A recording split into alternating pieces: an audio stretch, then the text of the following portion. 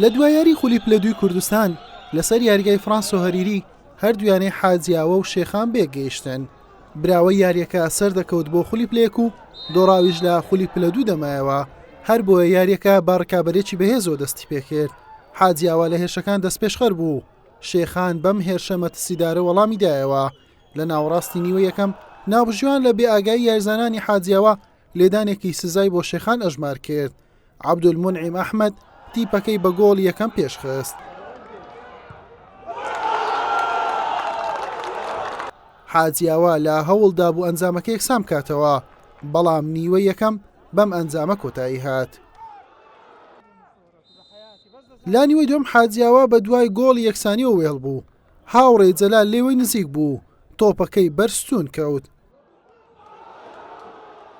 لە خولەکی 78 نەشوا محەممەد بە هاوکاری بەرگریکارانی شێخان ئەنجامەکەی بۆ حاجیاوە یەکسان کردەوە.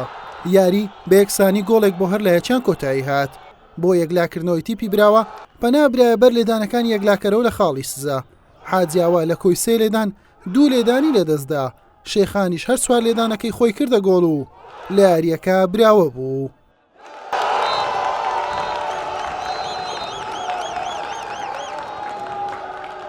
لە هەوڵی دووەم بەلێنماندا وتمان ئیشاءالله ئەوە ئێمە ئێستاهلین کە یەکەم یاری لە خولەکە خسار بووین، دوایەوە بە بەتەڕ ڕۆیشتین. یعنی خولێکی زۆر ماندووە، ینی پلە دوو زۆر ماندوو دەکا وەکو ممتاز نیە، مەجالت پێ نادەن، گەمەکە حەسرە. ئەلحەمدوللا ئەوڕۆ هاتین گەمێکی باشمان کرد. حاجیاوە کەم نەبوو، یاریزانانی باشی هێنابوو، وەکو ئەحمەد سەرتی بوو، نەشوانیان هێنابوو. زۆر سپاس بۆخوا بە پەنالتی بردمانەوە.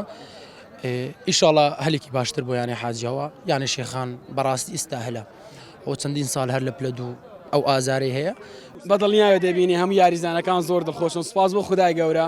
ئێمە یانی شێخانەوە دووەم جارە لە مێژووی خۆمان سەر دەکەین بۆ خولی پلەیەکی کوردستان. یاری ئەم ڕۆژمان لەگەڵ یانی حاجیاوە یاریەکی زۆر بەقووەت بوو. یاریەک زۆر باشیان کرد، یاریەکە یەک بە یەک بی و لە چیا جزایات لە جزات سوپا بۆ خودای گەورە خوددا موفقی کردین و توانیمان یاریەکە بۆ خۆم بینەوە و بۆ دووەم جار سەرکەوین بۆ خولی پلەیەکی کوردستان. ئەم وەرزەی خولی پلە دووی کوردستان کۆتایی هات. یانەی بەردەڕەش بە پلەی یەکەم و شێخان بە پلەی دووەم گەیشتنە خولی پلەیەک. یانەکانی حاجیاوە و سەنگەسەریش پلەکانی سێم و چوارەمیان بەدەستێنا و هەر لە پلە دوومانەوە. حوسێن محەممەد کەناڵی پێام هەولێر.